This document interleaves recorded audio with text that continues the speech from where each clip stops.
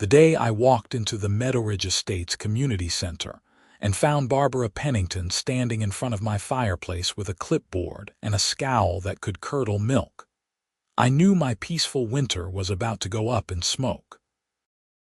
I had moved into Meadowridge Estates in Aurora, Colorado about 6 months earlier, drawn by the location near the Rocky Mountains and the surprisingly reasonable HOA fees. The complex was a collection of townhomes arranged around a central common building that housed a small gym, a kitchen, and a large community room where residents could gather. What sold me on the place, honestly, was that community room and its massive stone fireplace that dominated the north wall. The original developer had built it back in the 1970s, a genuine wood-burning monster that could heat the entire 2,000-square-foot space with ease. My name is Daniel Donovan, and I am a 42-year-old remote software engineer who works from home most days.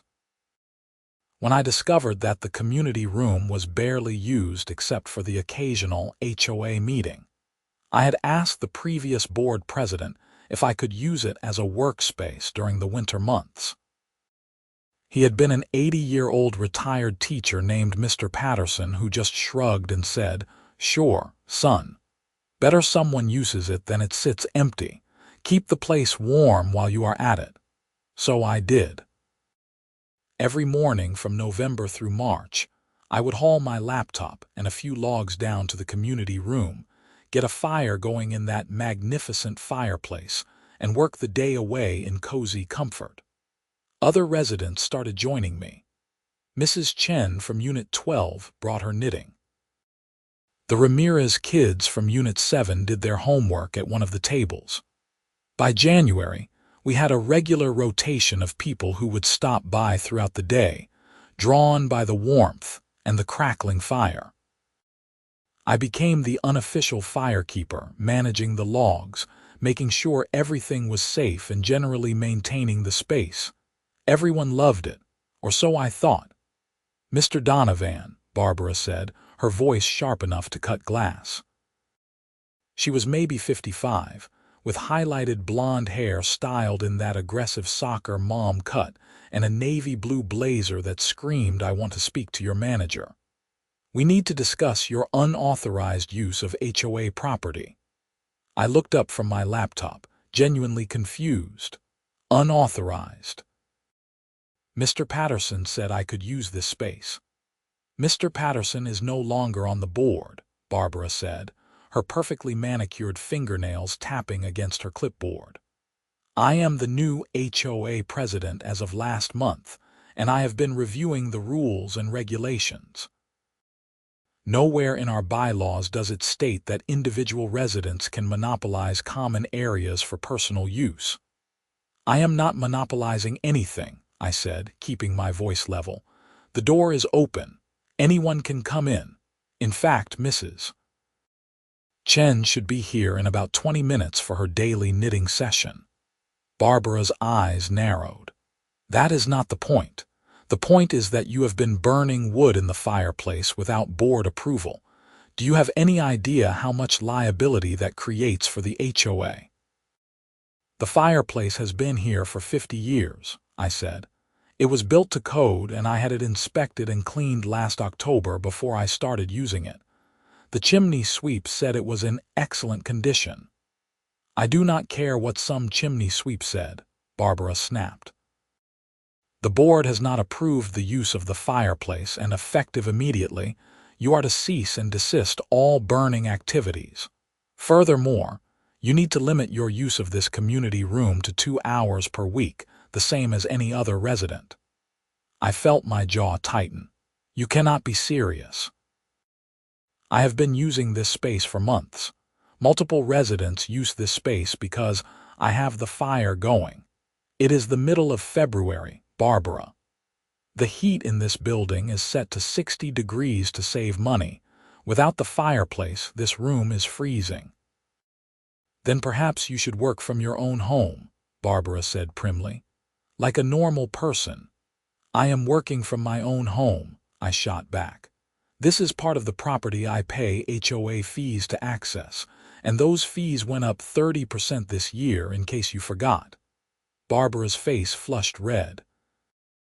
Those fee increases were necessary to cover essential maintenance and improvements.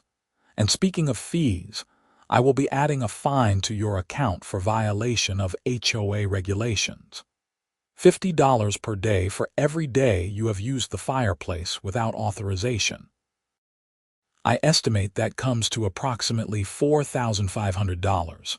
My mouth fell open. You cannot be serious. You cannot retroactively fine me for something that was approved by the previous board president.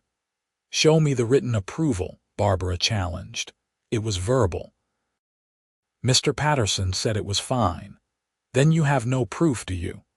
Barbara's smile was cold and triumphant. The HOA board meets next Tuesday evening at 7. You are welcome to attend and plead your case, but until then, the fireplace is off limits. I will be changing the locks on the community room and issuing new keys. Yours will be restricted to 2 hours per week, scheduled in advance. She turned on her heel and marched toward the door, her sensible pumps clicking against the hardwood floor. I sat there, stunned, watching my fire crackle cheerfully in the hearth, completely oblivious to the fact that it had apparently become contraband. Mrs. Chen arrived 15 minutes later, carrying her knitting bag and a thermos of tea. She was a sweet, 70-year-old widow who had lost her husband the previous year, and told me once that coming to the community room had helped her cope with the loneliness. "Oh good, the fire is nice and warm today," she said, settling into her favorite chair near the hearth. Then she noticed my expression. "Daniel, what is wrong?" I explained what had happened, and Mrs. Chen's face fell. "But this is ridiculous. This room has been so wonderful. My grandson Tommy has been doing his homework here, and his grades have improved so much. And the Johnsons have been stopping by in the evenings. Mr. Johnson has dementia, but he loves watching the fire. It calms him down." "I know," I said heavily, "but Barbara says it is against the rules."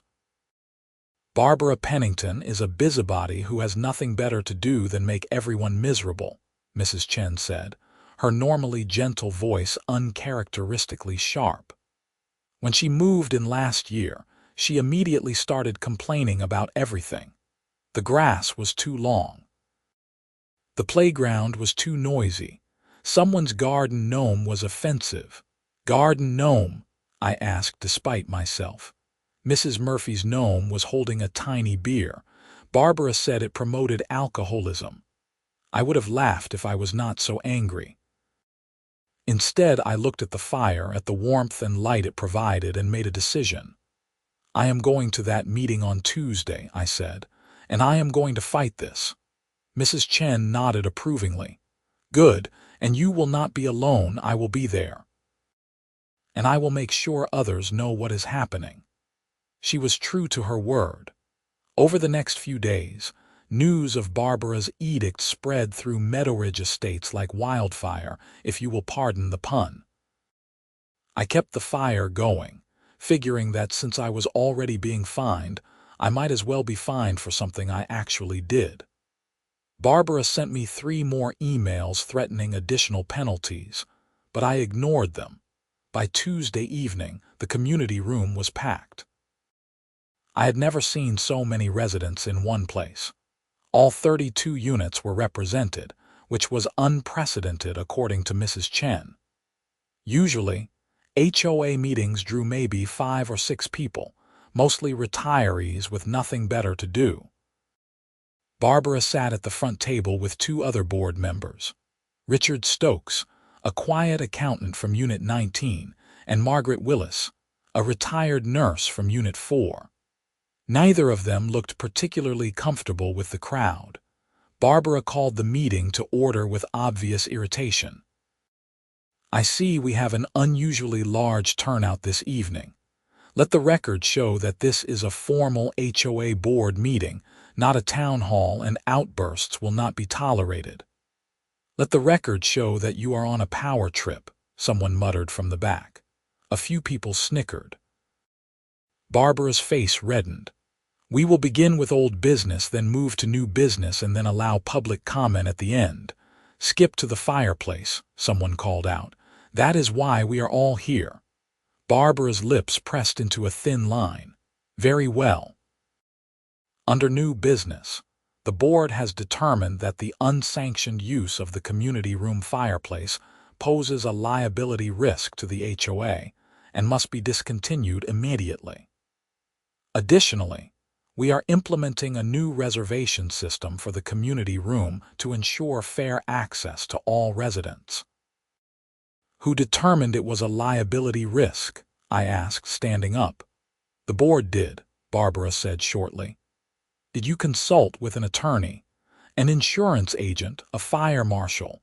We do not need to justify our decisions to individual residents, Mr. Donovan. Actually, you do, said a voice from the side. A man I recognized as Stephen Martinez from Unit 23 stood up. He was a lawyer who worked for a firm downtown. HOA boards have a fiduciary duty to act in the best interests of the community and to follow proper procedures. Did you hold a vote on this decision? Barbara hesitated. The board president has the authority to make executive decisions regarding safety. That is not what the bylaws say, Stephen said. He had a copy of the HOA's governing documents in his hand. According to Article 7, Section 3, any decision affecting common area amenities requires a majority vote of the board. Was there a vote? Richard Stokes, the accountant, cleared his throat. Actually, Barbara, we did not vote on this. You just sent us an email saying you were shutting down the fireplace. Barbara shot him a venomous look. I was acting in the best interests of the community. Let me ask you something, I said, my voice carrying across the room. Have there been any complaints about the fireplace? Any safety issues, any problems at all? Barbara shuffled her papers. That is not relevant. It is absolutely relevant, Mrs. Chen said, standing up beside me.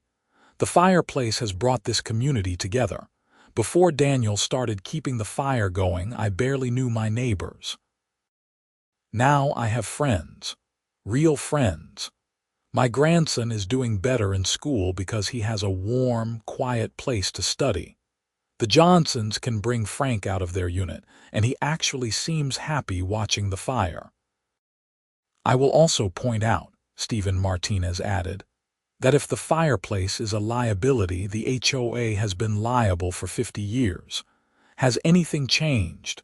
Has there been an inspection that found problems? Or is this just a personal vendetta? How dare you? Barbara sputtered. I am trying to protect this community. From what? Someone called out. From being friendly, from actually using the amenities we pay for. The meeting devolved into chaos after that, with people shouting questions and Barbara banging a gavel that she apparently brought specifically for that purpose. Finally, Stephen Martinez raised his voice over the din. I move that the board hold a formal vote right now on whether to prohibit the use of the fireplace. All in favor of prohibiting it, say aye. I second that, said Richard Stokes. Barbara looked like she had swallowed a lemon. Fine. All in favor of prohibiting fireplace use. Barbara raised her hand. Nobody else did. All opposed. Richard and Margaret both raised their hands. The motion fails, Stephen said with satisfaction. The fireplace stays open for use, but Barbara was not done. Fine. Then I move that we implement the reservation system for the community room. This free-for-all situation is unacceptable. What is unacceptable about it? Margaret Willis asked. She had been quiet until now, but her voice was firm. I have been in the community room several times over the past few weeks. It is always tidy, the fire is always attended, and people are using the space exactly as it was intended. Why do we need to fix something that is not broken? Because Mr. Donovan is essentially living in the community room, Barbara snapped. He is there 8, 9, 10 hours a day. That is not fair to other residents. But other residents are welcome, Margaret said, and many of them have been taking advantage of that. Barbara, I have lived here for 12 years and I have never seen this community so active. We should be encouraging this, not shutting it down. Barbara stood abruptly, her chair scraping loudly against the floor. I see how this is going to be. You all want to gang up on me for trying to maintain order and rules. Fine. But when someone gets hurt, when we get sued, when the insurance company drops us, do not come crying to me. She grabbed her papers and stormed out of the community room, leaving Richard and Margaret looking at each other awkwardly. Well, Richard said after a moment, I guess the meeting is adjourned. People started talking excitedly, and several came up to shake my hand or pat me on the shoulder. Mrs. Chen was beaming. Stephen Martinez handed me his card. Keep this, he said. Something tells me you might need a lawyer before this is over. Barbara does not strike me as someone who accepts defeat gracefully. He was more right than he knew. The next morning, I arrived at the community room at my usual time, around 8 o'clock, carrying my laptop and a bundle of firewood. The door was locked. Not just locked, but there was a brand new deadbolt installed, one that my key definitely did not fit. I stood there for a moment, my breath fogging in the cold February air, trying to process what I was seeing. Then I noticed the paper taped to the door. By order of the HOA board, this room is closed for emergency maintenance. Estimated reopening, TBD. I pulled out my phone and called Richard Stokes. He answered on the third ring, sounding groggy. Daniel, what is going on? Did you authorize closing the community room for emergency maintenance? What? No, what are you talking about? I explained, and I heard him sigh heavily. Barbara. She must have done it last night after the meeting. Daniel, I am sorry. I did not sign up for this kind of drama when I joined the board. I just wanted to help keep the budget balanced. Can you override her decision? Technically, the board president has authority to close common areas in case of emergency. But there is no emergency, so she is abusing her power. He paused. Let me make some calls. Do not do anything rash, okay? I agreed, but I was fuming. I went back to my unit and tried to work from my dining table, but I could not concentrate. Around 9:30, Mrs. Chen called me. Daniel, I cannot get into the community room. What is happening? I explained, and she made a noise of disgust. That woman is unbelievable. Tommy was so looking forward to studying there after school today. He has a big math test tomorrow. That was when I decided I had had enough. I went to my storage unit in the basement and dug out my old camping gear. Among the supplies was a battery-powered angle grinder I had bought for a project years ago. I charged it up, grabbed my toolbox, and went back to the community room. I am not proud of what I did next, but I did it anyway. I cut through the new deadbolt with the angle grinder, showering sparks everywhere. The lock gave way after about 5 minutes of work, and I pushed the door open. The community room was freezing, and I could see my breath. I got to work building a fire in the fireplace, and within half an hour the room was starting to warm up. I sent out a text to the informal group that had formed of community room regulars. Room is open. Fire is going. Come on down. Mrs. Chen arrived first, followed by the Ramirez kids and their mother, then the Johnsons with Frank in his wheelchair. By noon, we had 15 people in the room, and it felt warm and alive and exactly like a community should feel. Barbara showed up at 1 o'clock with a police officer. That is him, she said, pointing at me. He destroyed HOA property and is trespassing in a closed area. The police officer, whose name tag read Officer Patterson, no relation to the former board president, I assumed, looked around the room at the families, the elderly people knitting, the kids doing homework, and the cheerful fire crackling away. "Madam," he said slowly, "I am not sure I understand what the problem is." "He cut the lock off the door," Barbara said shrilly. "I installed that lock for safety reasons, and he destroyed it. That is vandalism. Is this a common area that residents are supposed to have access to?" Officer Patterson asked. "Yes, but it was closed for maintenance." "What maintenance?" Barbara hesitated. "The fireplace needs to be inspected." "It was inspected in October," I said, pulling out my phone. "I have the report right here." The chimney sweep said everything was in perfect working order. Officer Patterson looked at the report, then at Barbara, then at me. "Look, this seems like a civil HOA dispute, not a criminal matter. Mr. Donovan is a resident. This is a common area he pays fees to access, and he has documentation that the fireplace is safe. Madam, I suggest you work this out through proper channels. But he destroyed the lock." "A lock that you apparently installed without board approval," Officer Patterson said. "Again, this is a civil matter. Work it out amongst yourselves." He tipped his hat and left. Barbara stood there trembling with rage. "You are going to regret this," she hissed at me. "I am going to make your life a living hell." "You already tried that," I said calmly. "It did not work." She stormed out, and I heard her heels clicking angrily down the hallway. Mrs. Chen shook her head. "That woman needs a hobby." "She has one," Tommy Ramirez said from his homework table. "Being mean." His mother tried to shush him, but several people laughed. The next few days were tense.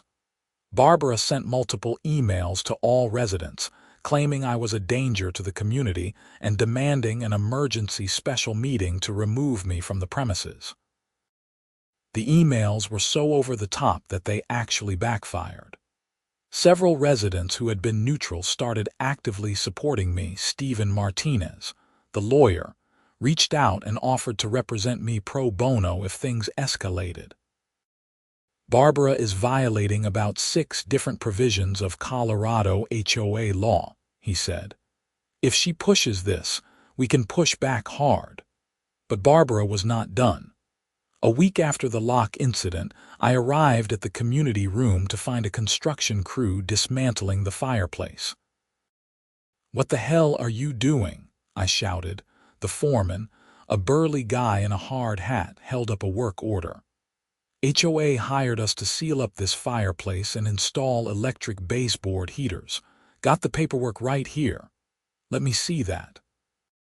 The work order was signed by Barbara Pennington, HOA president, authorizing emergency repairs to remove a dangerous and non-compliant heating source.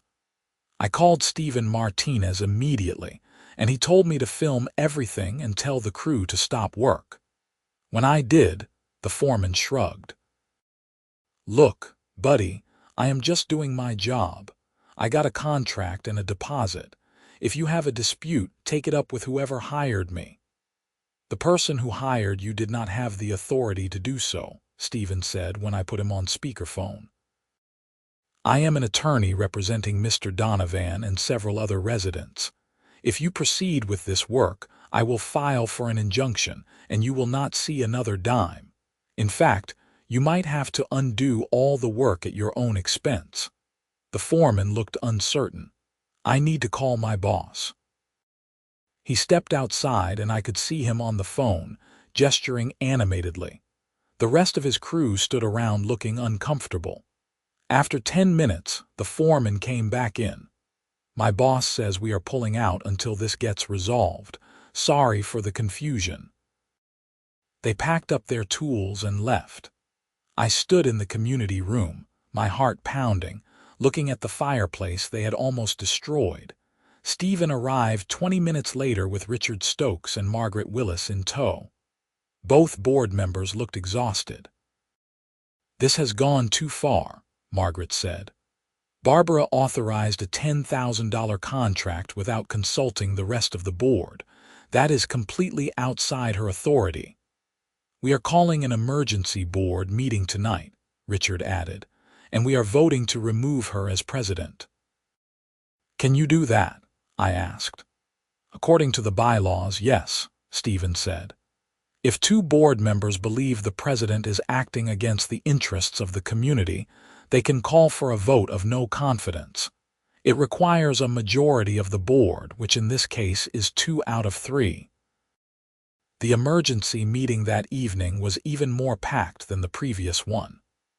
Barbara showed up with her own lawyer, a nervous-looking young man who kept adjusting his tie.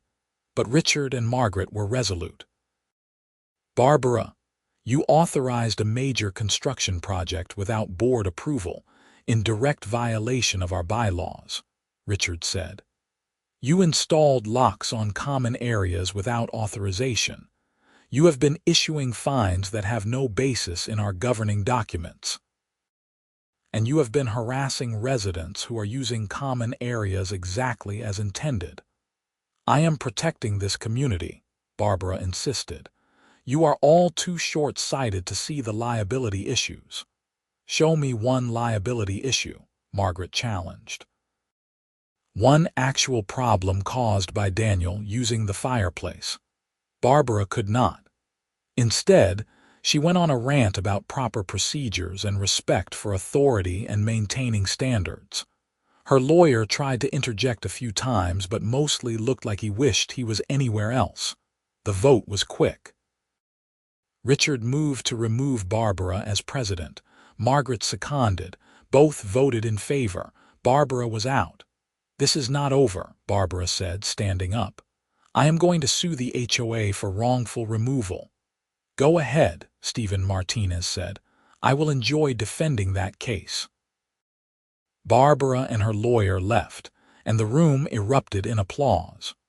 Richard was elected the new board president, and his first official act was to pass a resolution explicitly authorizing the use of the community room fireplace, subject to reasonable safety precautions. I thought that was the end of it. I was wrong.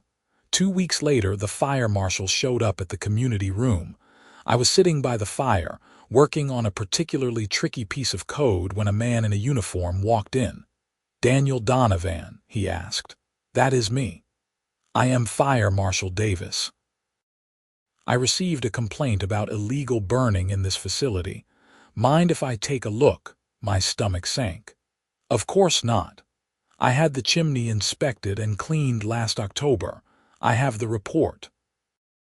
Fire Marshal Davis spent about 30 minutes examining the fireplace, the chimney, the ventilation, and the smoke detectors.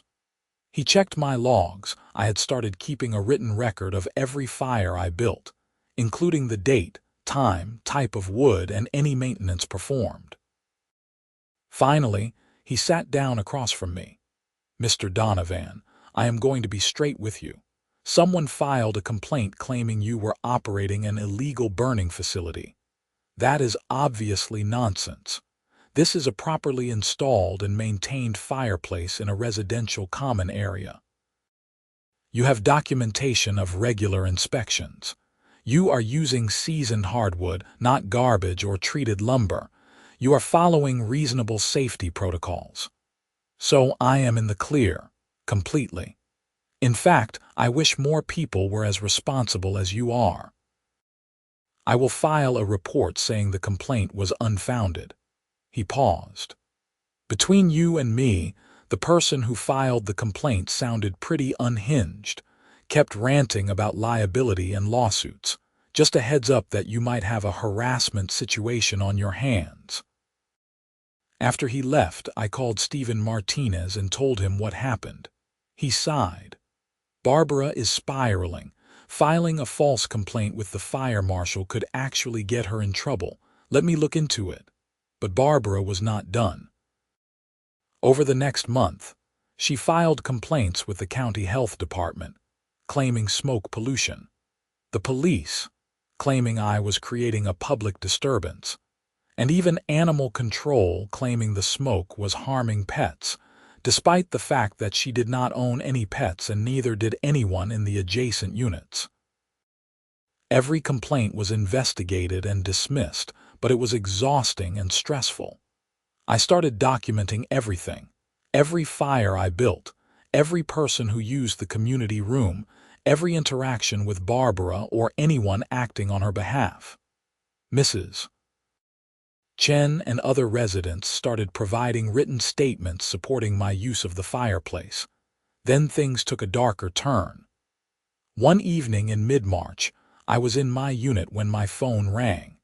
It was Officer Patterson, the same cop who had responded to Barbara's first complaint. "Mr. Donovan, this is Officer Patterson. I need you to come down to the station. There has been an incident." My blood ran cold. "What kind of incident?" "I would rather explain in person. Can you come down?" I drove to the Aurora Police Department with my hands shaking.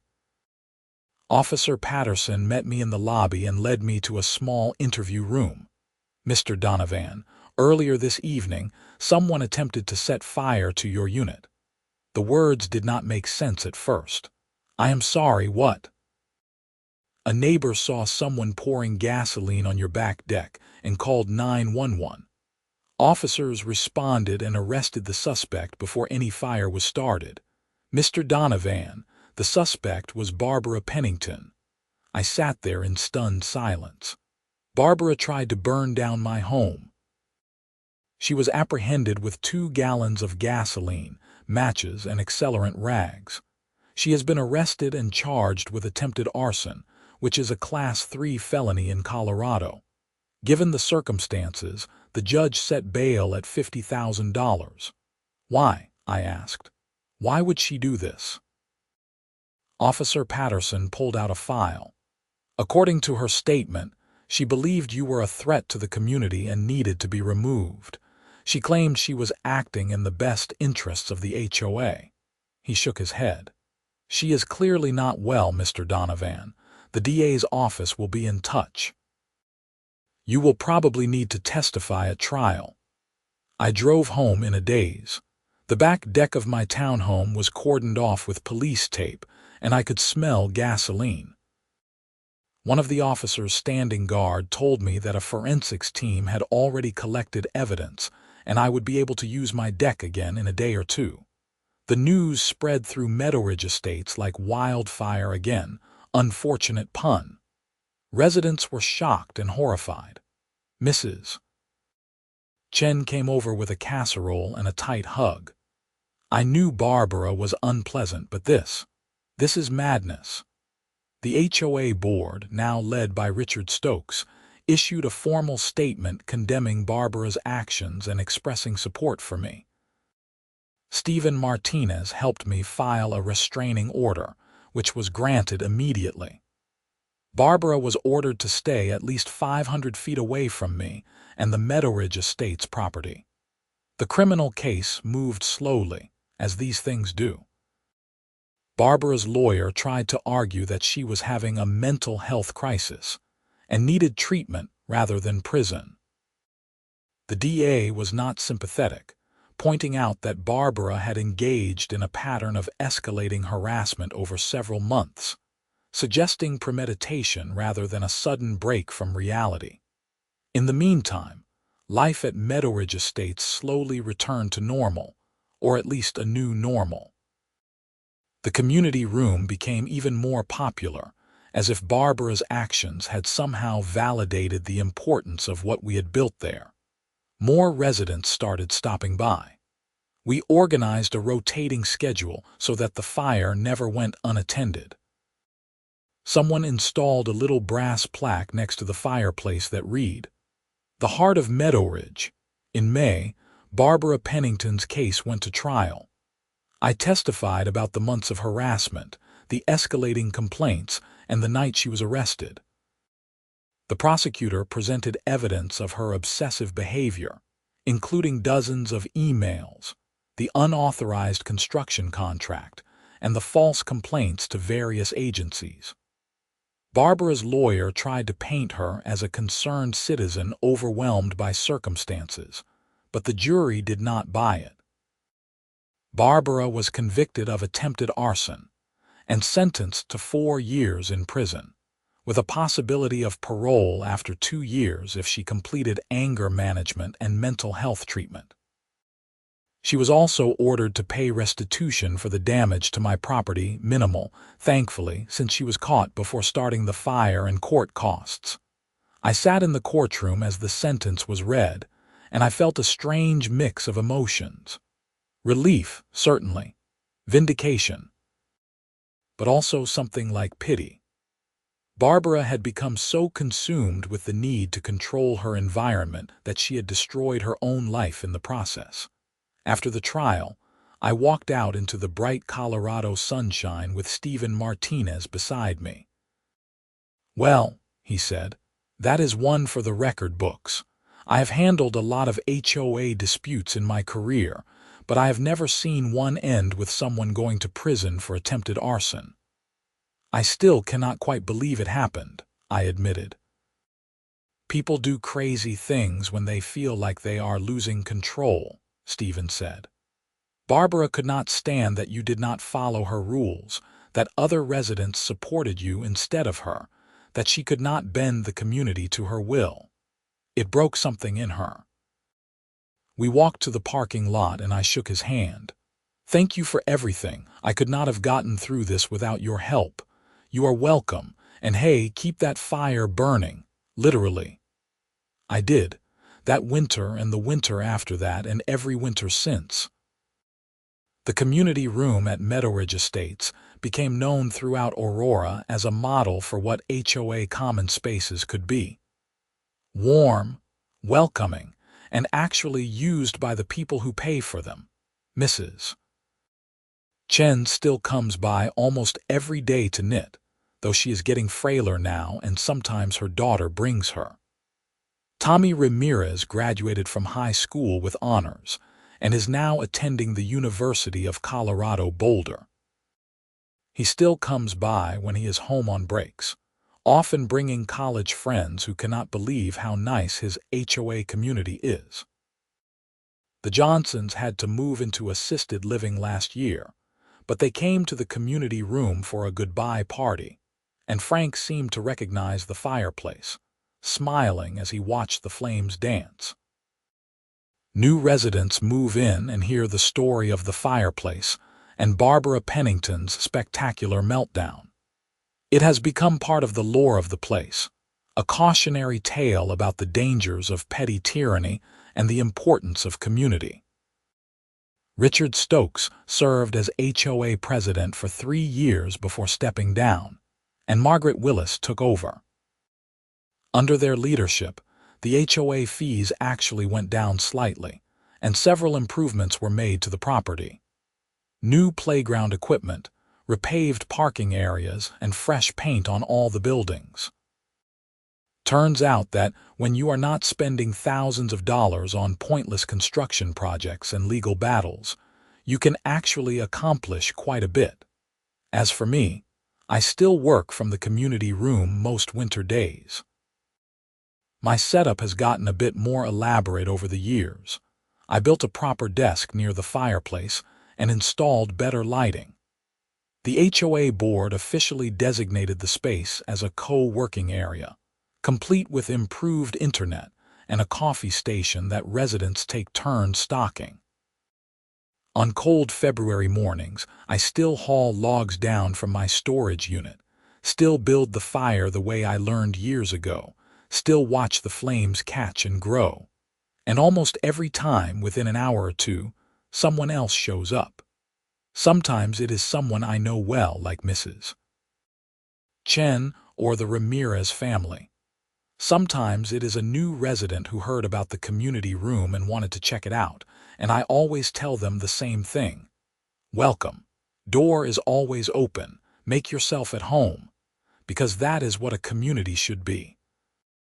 Not a collection of rules and regulations enforced by petty tyrants, but a place where people can gather in warmth and comfort, where neighbors become friends, where a simple fireplace becomes the heart of something larger than itself. I learned a lot during those crazy months with Barbara Pennington. I learned that standing up for what is right sometimes means breaking rules that are wrong. I learned that communities are built by people who show up and do the work, not by people who hide behind clipboards and bylaws. I learned that most people, given the choice, will choose connection over conflict.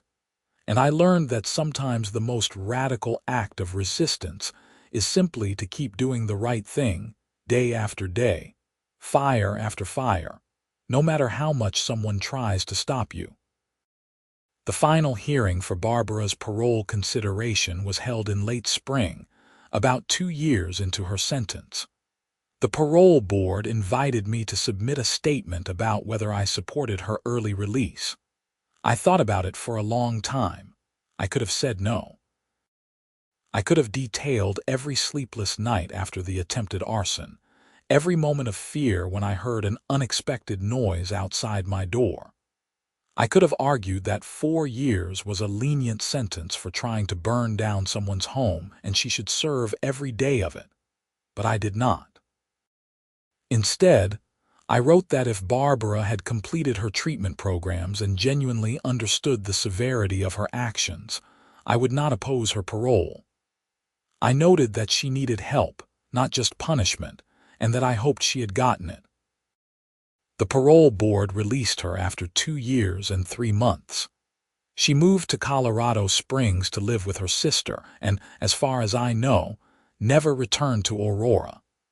The restraining order remains in effect until 2029, and I hope I never have reason to see her again. Last winter, on a particularly cold January evening, I was sitting by the fire in the community room when a young couple walked in. They had just moved into Unit 8, the same unit that Barbara Pennington had once occupied. "Is it okay if we join you?" the woman asked. "We heard this is a great place to hang out." "Of course," I said, gesturing to the chairs near the fireplace. "That is what this place is for."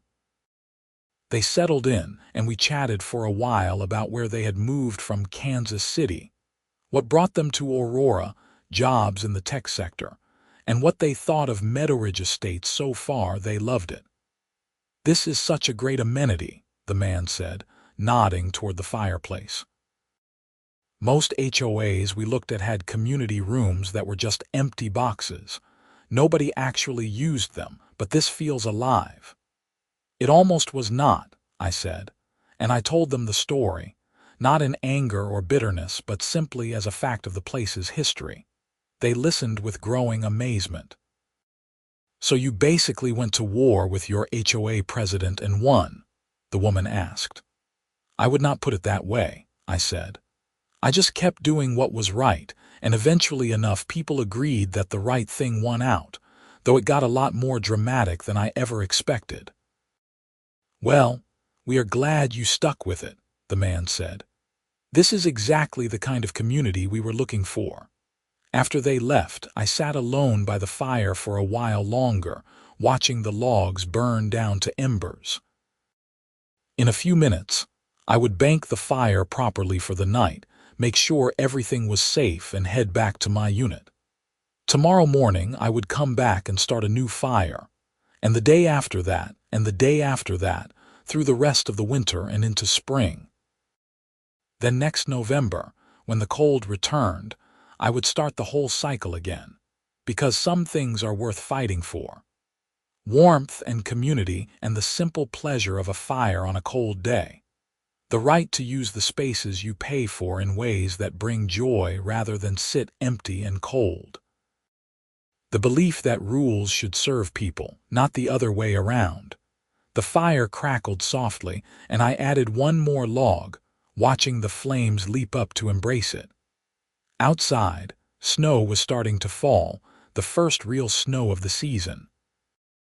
Inside, the community room was warm and bright and full of the promise of all the days to come.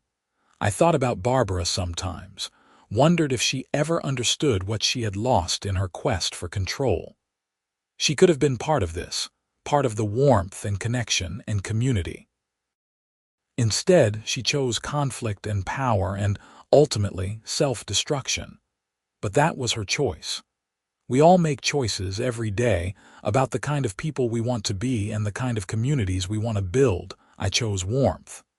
I chose welcome. I chose to keep the fire burning. And sitting there in the heart of Meadowridge Estates, surrounded by the evidence of a community that had come together to protect something good and right and true, I knew I had made the right choice. The fire burned on, casting its golden light across the room, and I smiled. Tomorrow, Mrs. Chen would arrive with her knitting. Tomorrow, Tommy might stop by to study for his college exams. Tomorrow, new neighbors might discover this place and find a home within it. Tomorrow, the fire would burn again. And the day after. And the day after that. Because that is what we do. We show up. We build fires. We create warmth. We make community. And nobody, not even the most determined petty tyrant with a clipboard and a grudge, can stop that forever. The snow fell softly outside and the fire burned bright inside, and everything was exactly as it should be.